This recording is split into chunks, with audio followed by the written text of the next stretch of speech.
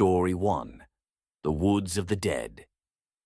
It was a cold December evening when the Wilkins siblings decided to spend Christmas at their family's cabin deep in the woods. The place had been in the family for generations, a rustic retreat surrounded by towering pines and quiet serenity. It was supposed to be a weekend of peace. No cell service, no distractions, just quality time around a roaring fire with mugs of cocoa and board games. Emma, the eldest, arrived first, hauling firewood into the cabin while her brothers, Lucas and Eric, unpacked the car. Snow had already blanketed the ground, muffling the world into a serene hush. The youngest sibling, Lily, skipped through the snow, gathering pine cones to decorate the table. By dusk, the cabin was warm and cozy. The family sat by the fireplace, eating a simple dinner, when they heard the first sound. A faint moan drifted through the night, carried on the wind. It was distant but distinct, low and guttural. "Coyotes," Lucas suggested, peering out the frosted window. Emma shook her head. "Too deep, and coyotes don't sound like that." The sound came again, louder this time. It was closer, joined by what sounded like shuffling footsteps crunching through the snow. The family exchanged uneasy glances. "I'll go check it out," Eric said, grabbing the flashlight. "Be careful," Emma warned, handing him the axe they'd used to chop wood earlier. Eric stepped out into the cold, the beam of the flashlight cutting through the darkness. The trees stood like silent sentinels, their branches heavy with snow. He saw nothing at first, only the stillness of the woods. But then he caught movement, a figure stumbling between the trees. "Hello," Eric called out. "Do you need help?" The figure didn't respond, continuing its uneven gait toward him. As it came closer, the flashlight revealed its features: torn, bloodied clothing, a pallid face with rotting flesh, and milky, vacant eyes. "Jesus!" Eric stumbled backward, dropping the flashlight. The figure lunged at him with surprising speed, its decayed hands clawing at the air. He swung the axe wildly, connecting with the creature's neck. Its head lolled to the side, but it didn't stop. Eric screamed, kicking it away and bolting back toward the cabin. "Something's out there!" he shouted as he burst through the door, slamming it shut behind him. "What? What did you see?" Emma asked, her face pale. "Some thing. It's not human." Before they could process his words, the moaning began again, louder this time and coming from all directions. Shadows moved outside the windows, shuffling toward the cabin. "Barricade the doors!" Emma yelled. The siblings scrambled to move furniture against the doors and windows, their hearts pounding as the sounds grew closer. The first bang came moments later, a heavy thud against the front door, followed by scratching and guttural groans. Through a crack in the boarded-up window, Lucas saw them. Dozens of figures, all in various states of decay, pressed against the cabin, their lifeless eyes fixed on the house. "They're everywhere," he whispered. The creatures began clawing at the wood, their collective weight straining the barricades. One window shattered and a hand reached through, clawing wildly. Eric swung the axe, severing the arm, but the creature barely seemed to notice. "We need a plan," Emma shouted, grabbing a hunting rifle mounted above the fireplace. "Run where?" Lucas snapped. "They've surrounded us." Lily, huddled in the corner, suddenly screamed as a zombie burst through a side window, its gnashing teeth inches from her face. Emma fired, the bullet taking it down, but more swarmed in after it. The siblings fought desperately, but it was clear they were outnumbered. In a last-ditch effort, Emma shouted, "To the basement! Go!" They bolted down the stairs, slamming the heavy door behind them.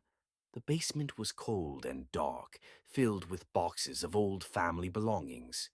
"What do we do now?" Lily sobbed. "We wait," Emma said, her voice trembling. "They can't stay forever." But the moaning never stopped. Hours passed, then days. Supplies dwindled, and the siblings grew weaker. The sound of the creatures above was constant, relentless. On the fourth day, the basement door began to splinter. The basement door began to splinter on the fourth day, each crash of rotting fists against the wood sending splinters flying.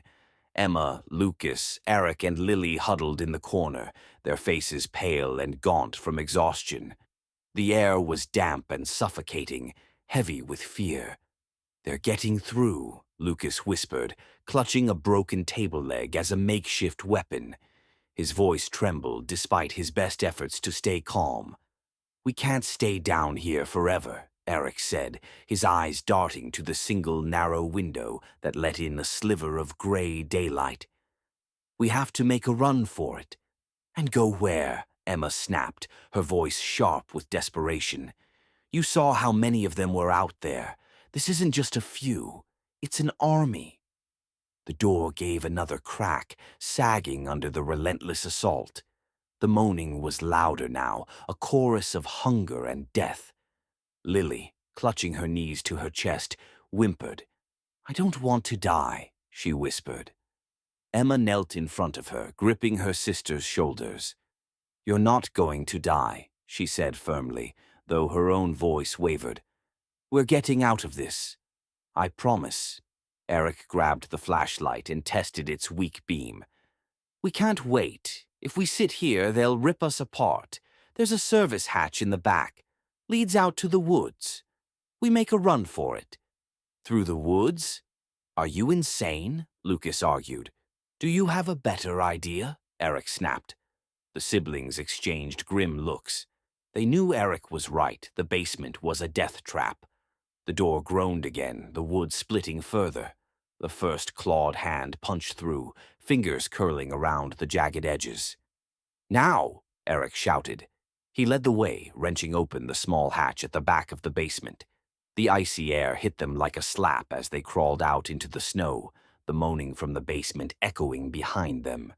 The woods stretched out before them, dark and foreboding. The snow muffled their footsteps, but the cold bit into their skin as they stumbled forward. "Stay close," Emma whispered, glancing over her shoulder. The forest was eerily silent, the only sounds their labored breathing and the crunch of snow underfoot. But then the moaning returned, faint at first, then louder. Shadows moved among the trees, and the siblings realized with growing horror that the zombies were everywhere. "They're in the woods too," Lucas gasped. "Keep moving," Eric barked, gripping the axe tightly. They ran, weaving between the trees, but the creatures were faster than they looked. One lunged out of the darkness, its jaws snapping inches from Lily's arm. Eric swung the axe, splitting its skull with a sickening crunch. "Go! Don't stop!" The group reached a narrow creek, the icy water trickling through a bed of jagged rocks. On the other side was a steep incline, a natural barrier that might slow the creatures. "Up there!" Emma shouted, helping Lily scramble up the slope. The zombies were closing in, their grotesque forms lurching through the snow. Lucas turned to fight, swinging his makeshift weapon.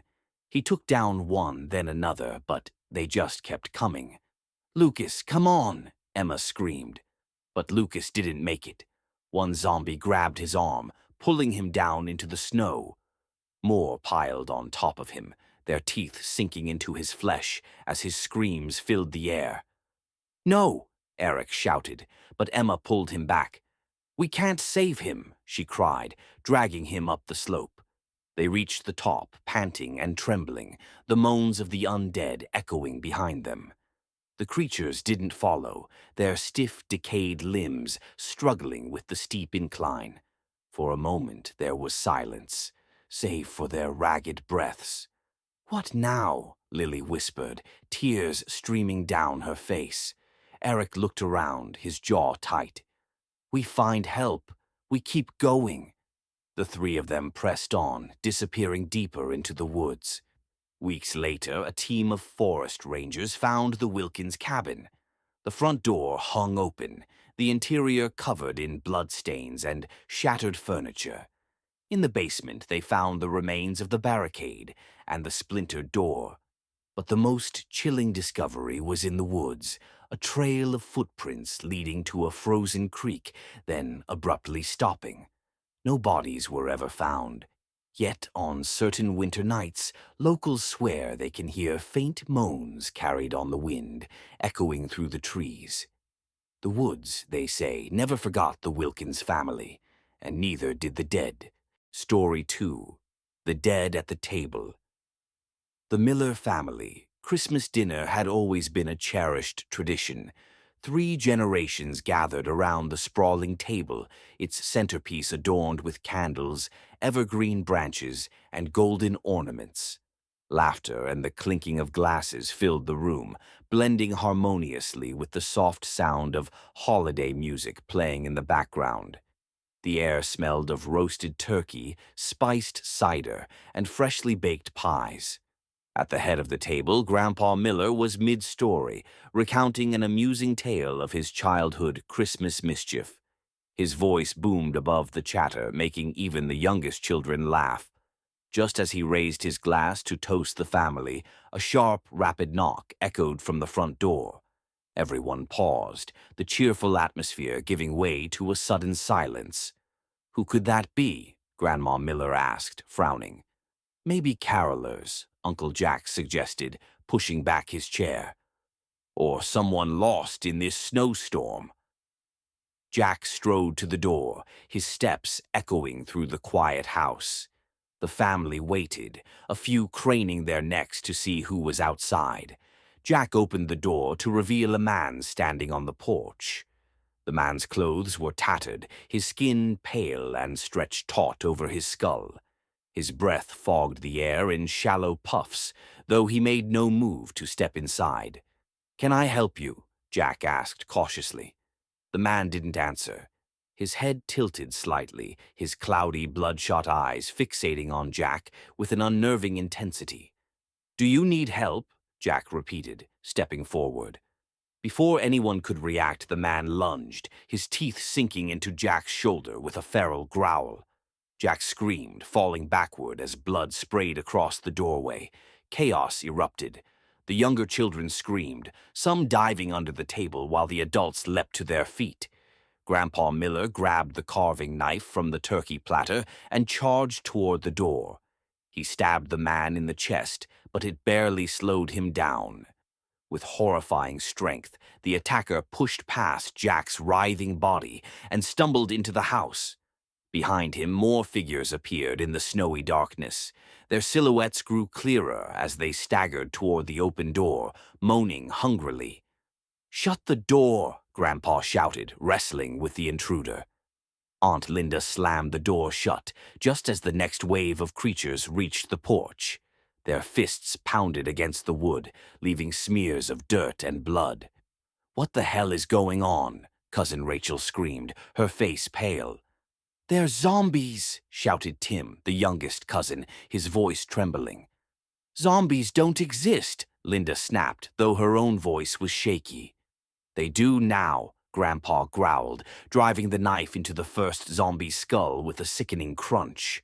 The creature finally dropped to the floor, its body twitching as black blood pooled beneath it. "What about Jack?" Emma asked, tears streaming down her face. Everyone turned to see Jack. He was slumped against the wall, clutching his shoulder. His skin was pale, and his eyes had taken on a glassy, unfocused look. "Jack?" Grandma Miller whispered, approaching him. Jack suddenly lunged, his jaws snapping inches from her throat. Grandpa yanked her back just in time. "He's turning!" Eric shouted, grabbing a heavy candlestick and bringing it down on Jack's head. The room descended into further chaos. The pounding on the door grew louder, and the moaning outside intensified. Windows rattled as more hands clawed at the glass. "We need to get out of here," Rachel cried, clutching Tim. "To where?" Uncle Steve shouted. "They're everywhere," Grandpa barked orders, his military background taking over. "Everyone to the kitchen. Block the entrances." The family scrambled into the kitchen, overturning the heavy dining table to barricade the door. Lucas grabbed a fireplace poker while Grandma armed herself with a rolling pin. The zombies broke through the front windows, their decaying forms tumbling into the living room. Their moans were deafening, their eyes glowing faintly in the dim light. The family fought desperately. Grandpa swung the carving knife with precision, taking down 2 zombies before another tackled him to the floor. Linda smashed one's head with a chair, but the force shattered the wood, leaving her defenseless. Tim and Rachel hid under the counter, their faces pressed together as they tried not to cry. "Run to the cellar," Grandpa bellowed, throwing a zombie off him. "It's your only chance." The surviving family members dashed for the cellar door, slamming it shut behind them just as the kitchen barricade gave way. The sound of snarling and breaking wood echoed above as they descended into the cold, dark space below. The cellar was damp and cramped, filled with old jars of preserves and crates of dusty decorations. The surviving family, Grandma, Rachel, Tim, and Lucas, huddled together, their breaths visible in the freezing air. "Do you think they'll leave?" Rachel whispered. "No," Lucas said grimly. "They'll wait. They don't get tired." Above them, the sounds of destruction gradually faded. The house fell eerily silent. For hours they waited, too afraid to move. When dawn broke, Lucas crept up the stairs and cracked the cellar door. The house was in ruins, the dining room table overturned and covered in blood. Bodies, both human and otherwise, lay scattered across the floor. "They're gone," Lucas whispered, motioning for the others to follow. As they stepped outside, the snow-covered yard was eerily still. The footprints of the undead led into the woods, disappearing among the trees. Weeks later, authorities investigating the scene found only an abandoned house and traces of blood. The Millers were presumed dead, their remains never recovered. Locals began to tell stories of the cursed house, claiming to hear faint moans on cold winter nights. Deep in the nearby woods, hunters reported finding strange footprints and whispers on the wind. The Miller family was gone, but the undead still roamed, waiting for their next Christmas feast.